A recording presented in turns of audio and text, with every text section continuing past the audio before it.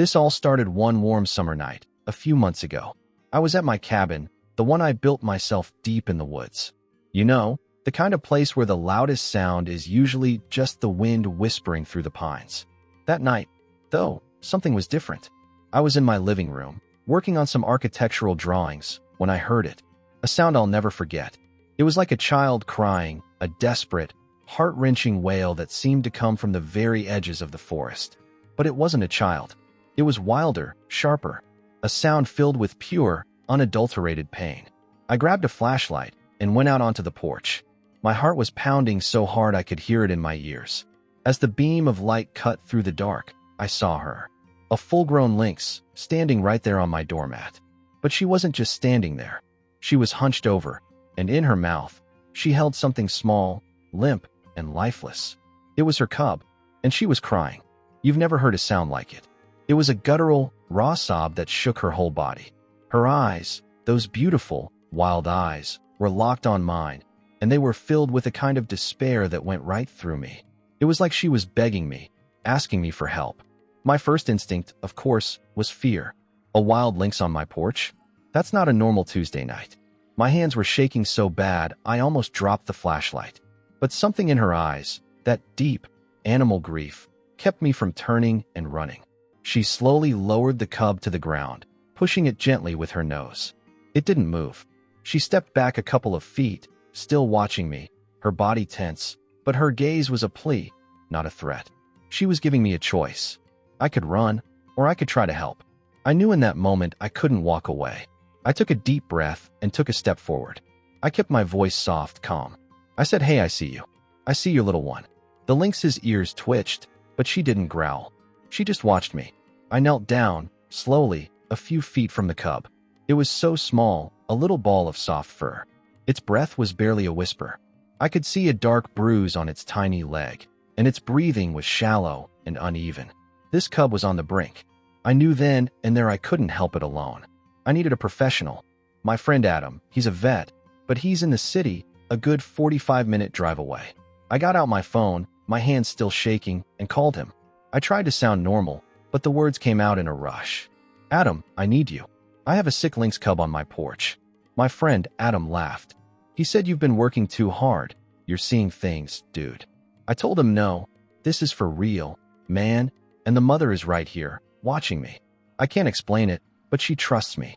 My voice must have been convincing because his tone changed. He said, "Okay, bring it. I'll open up the clinic." "But you're crazy," he said. "I know," I said. "I know." I went back inside to get a towel and a carrier. The lynx was still there, watching me, her eyes following my every move. I wrapped the cub gently in the towel and placed it in the carrier. It was almost weightless. I opened the door to the carrier, and the mother lynx took a small step forward, her nose twitching, her eyes fixed on her baby. I said, "Don't worry. I'm going to help him. I promise." Then I closed the carrier and took it to my truck. She followed me, staying just on the edge of the light, watching as I secured the carrier and got in. I started the engine, and she just stood there, a silent sentinel, as I drove away. I could feel her eyes on me in the rearview mirror until my truck rounded the bend and she disappeared from view. The drive to the city felt like an eternity. Every bump in the road, every turn, I was worried it was too much for the little one. I talked to the cub the whole way. I said, "You're a fighter, little guy. You gotta hold on. I'm taking you to a friend. His name is Adam. He's going to help you." I don't know if he could hear me, but it helped me feel like I was doing something.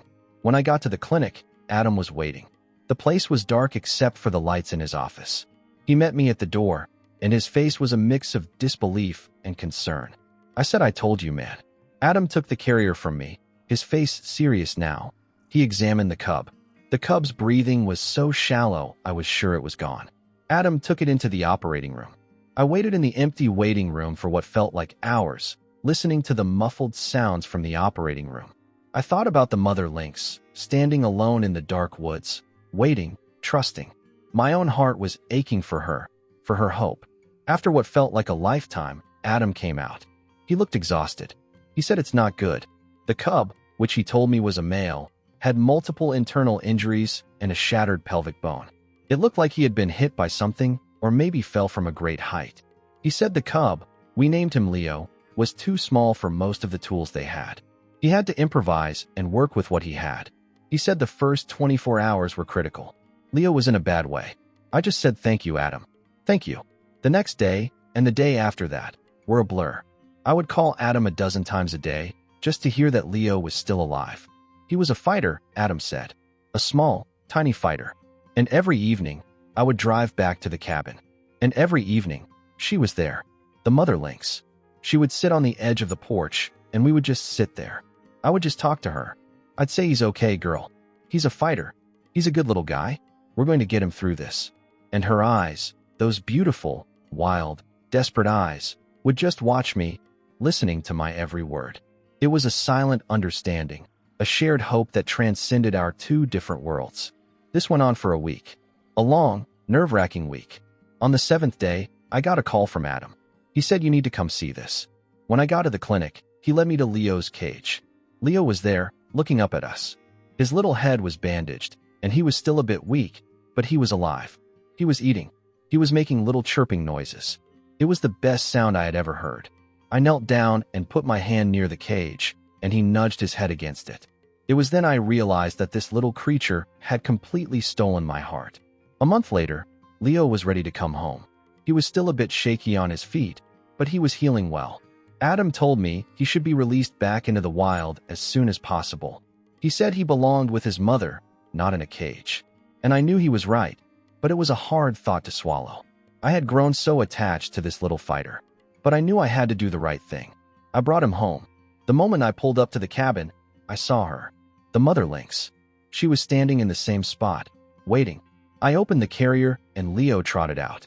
The moment she saw him, her body went from tense to trembling. She took a step forward, and Leo took a step toward her.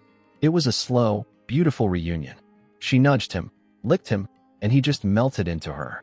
He was home. After their reunion, they disappeared into the woods.